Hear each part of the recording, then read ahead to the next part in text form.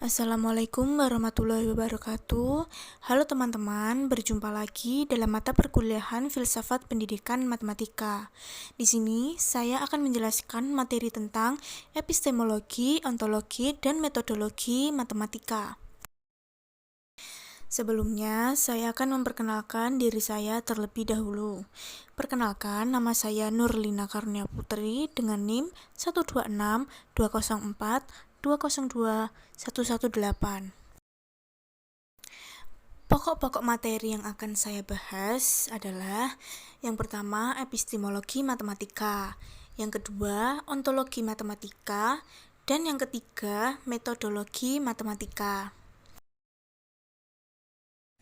Epistemologi matematika merupakan cabang filsafat yang berhubungan dengan pengetahuan matematika. Matematika sebagai bagian dari sains, yang artinya matematika merupakan sebuah pengetahuan yang diperoleh dari proses belajar. Beberapa ahli filsafat mengatakan bahwa matematika terbagi menjadi beberapa ilmu pengetahuan secara garis besar. Ibnu Khaldun menyatakan bahwa matematika terbagi menjadi 4 macam, yaitu ilmu geometri, ilmu aritmatika, ilmu musika, dan ilmu astronomi. Berbeda dengan pendapat Immanuel Kant yang membagi matematika menjadi 3 disiplin pengetahuan, yaitu logika, aritmatika, dan geometri. Indikator suatu pemikiran yaitu menemukan pengetahuan yang besar atau usaha untuk menghasilkan pengetahuan yang benar. Epistemologi membagi kebenaran menjadi 3, yaitu kebenaran epistemolog, kebenaran ontologis, dan kebenaran sematis. Adapun teori yang menjelaskan kebenaran ada 3, yaitu teori korespondensi, teori koherensi, dan teori pragmatisme.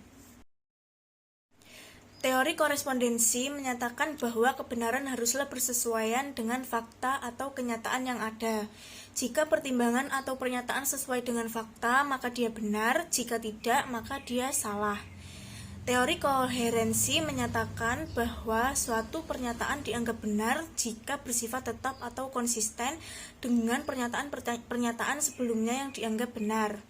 Sedangkan teori pragmatisme beranggapan bahwa suatu pernyataan dianggap benar jika pernyataan tersebut bersifat fungsional dan memiliki manfaat dalam kehidupan praktis.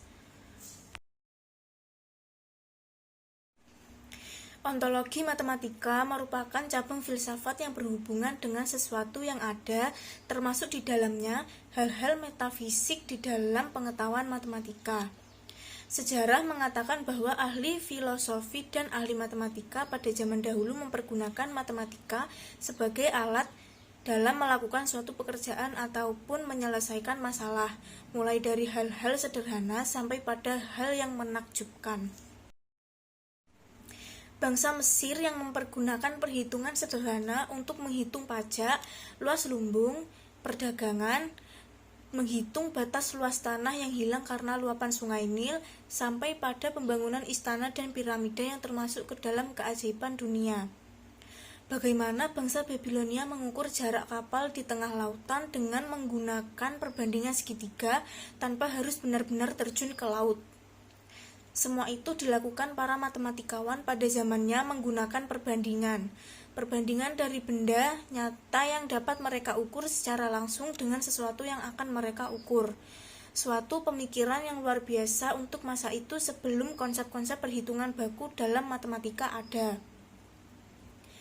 Matematika sebagai bahasa artinya matematika sebagai alat yang menyatukan manusia dalam hal berhitung.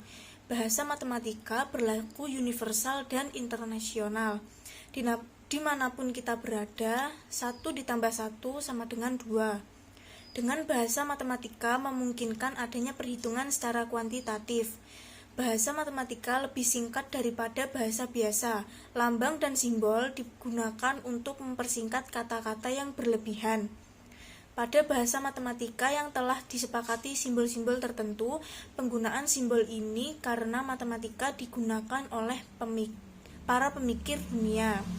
Dari manapun para ahli ini berasal, mereka akan mengerti simbol-simbol dari matematika, walaupun lambang atau simbol yang digunakan berbeda. Metodologi matematika adalah penelaahan terhadap metode yang khusus digunakan dalam matematika, yang dikenal sebagai metode aksiomatik atau metode hipotetik deduktif. Metodologi matematika adalah kumpulan cara-cara, rumus-rumus, dan kaidah-kaidah yang digunakan dalam matematika. Dapat juga diartikan sebagai cara penyusunan berbagai alur dan asas yang diterapkan pada matematika sebagai suatu metode. Terdapat 3 metode dalam metodologi matematika, yaitu metode deduksi, metode induksi, dan metode dialektika.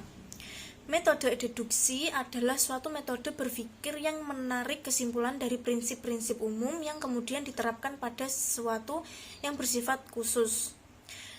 Metode induksi sebaliknya, menarik kesimpulan dari prinsip-prinsip khusus kemudian diterapkan pada sesuatu yang bersifat khusus. Sedangkan metode dialektika adalah metode berpikir yang menarik kesimpulan melalui 3 tahap, tesis, antitesis, dan sintesis, atau berdasarkan premis mayor dan premis minor, untuk kemudian menghasilkan kesimpulan yang baru. Pokok-pokok penting dalam metode matematika adalah aksioma, definisi, dan teorema.